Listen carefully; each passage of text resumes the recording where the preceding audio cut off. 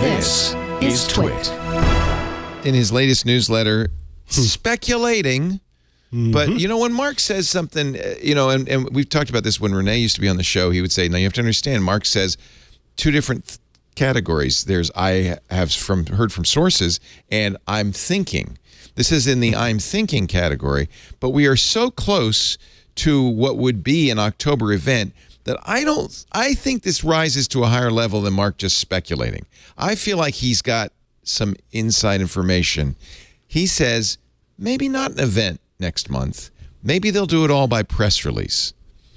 And I'm guessing that he wouldn't have published that so close to the event unless he had a pretty high confidence that there wasn't going to be an event. I'm waiting to hear. I want to hear Andy first. Okay.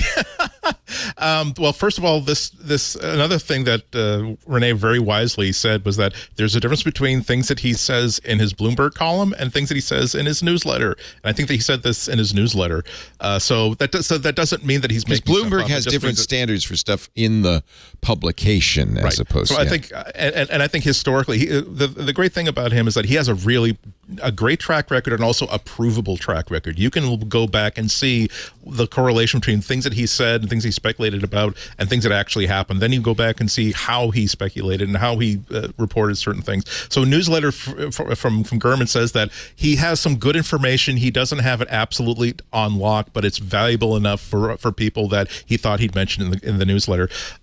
When we think about stuff that that Apple's rumored to announce in October, we are thinking about things that could simply be, again, my dream is Mac Mini, but just take all the really good new Ultra M1s or M2 processors and basically update it from the basic M1 that came out 2 years ago to a practical modern CPU. Doesn't even have to be a completely reinvented, revitalized one. Just give me something modern that can have 4 displays on it, etc.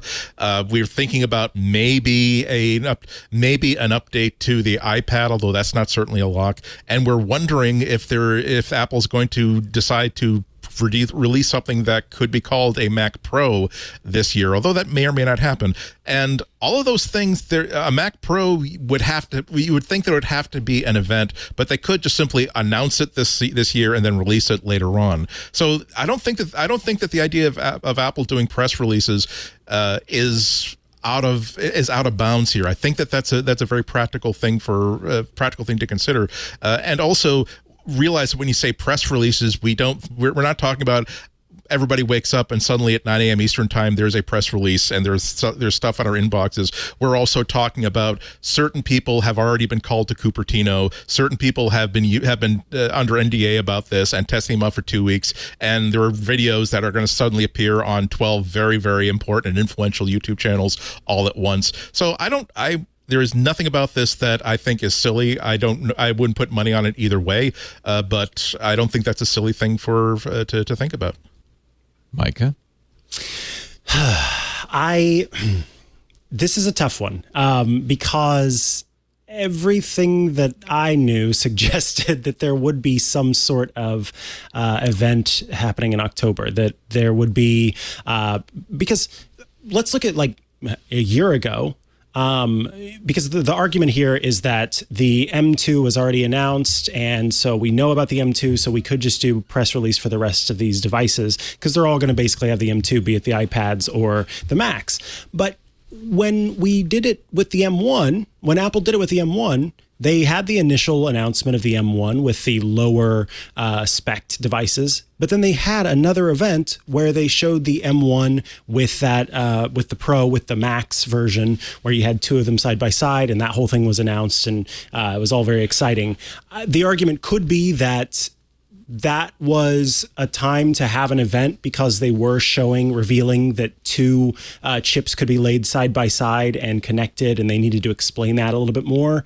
And so this year they don't really need to explain it. But I don't know, it's kind of a lot of potential devices to be announced in just press release form.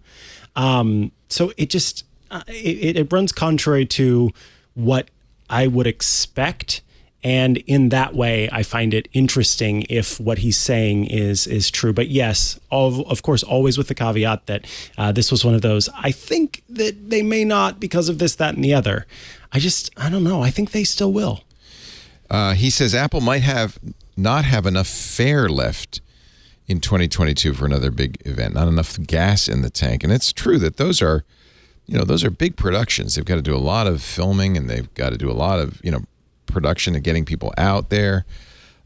He does agree with you, Andy, that, there'll be a M2 and M2 Pro Mac Minis. That's good news for all of us Mac Mini lovers. M2 Pro and M2 Max 14 and 16-inch MacBook Pros.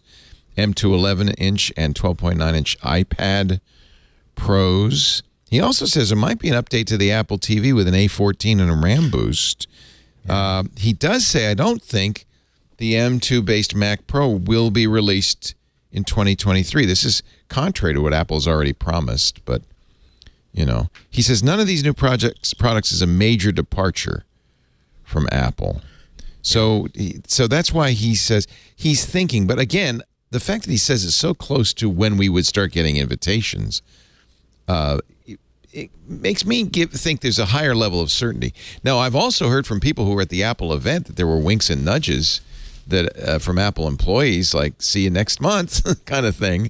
So I don't know what to think. Apple certainly could do another event. They get a lot of attention for another event, but maybe they're tired.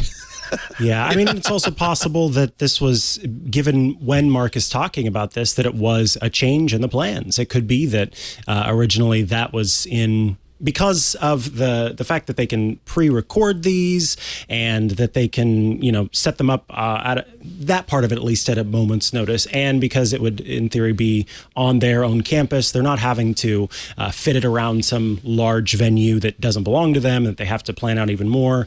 And I guess if you've just done it, then the logistics of how to make it happen. So it's not as difficult to do it again. And then I guess in that way, there's not as much, what's that term when you buy a thing and then you feel like you have to buyer's remorse?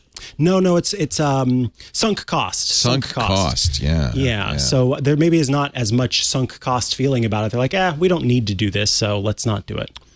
They can certainly get attention. I think it's interesting what you said, Andy, and Mark kind of says this as well, that, and maybe this is a test for Apple. What if we release early versions to Marquez Brownlee and iJustine and let them do big splashy reveals on their channel? Will we get as much attention? Will we get as much?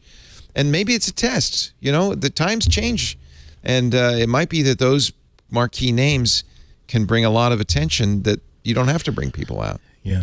I have to say that if you look at the track of who gets pre-release hardware, it used to be, okay, well, USA Today is definitely going to get it. Walt Mossberg's going to get it. New York Times is going to get it. Yeah. And now it really is like which really, really popular YouTubers are going to get it, and then which other, and maybe Joanna Stern at the Journal. And which I want to make sure I don't. It's not belittling. No, but they're focused on video. No, but they're focused on people who are doing video, and they're I video think producers that they may say to themselves, especially for these pro devices, that's who we want to give these to, and let them do a splashy rollout all at the same time for us. I think that's kind of intriguing. By the way, I also appreciate Mark putting in, for completely random reasons, a picture of Eddie Q on the floor at the Warriors Chase Arena yelling at Steph Curry. And by the way, speaking of courage, Eddie's wearing flip-flops. Now, wearing flip-flops courtside is a very courageous that is a statement thing to do. Yeah. You got to be a brave man to bare your toes in front of Steph Curry and a bunch of other 8-foot-tall people. I sat courtside once 20 years ago, and they're bigger than you realize when you're right there. They're huge and bare feet. I don't know. Yeah, God love them. as my mom would say, or anybody at her parish would say, God love him. God bless his heart.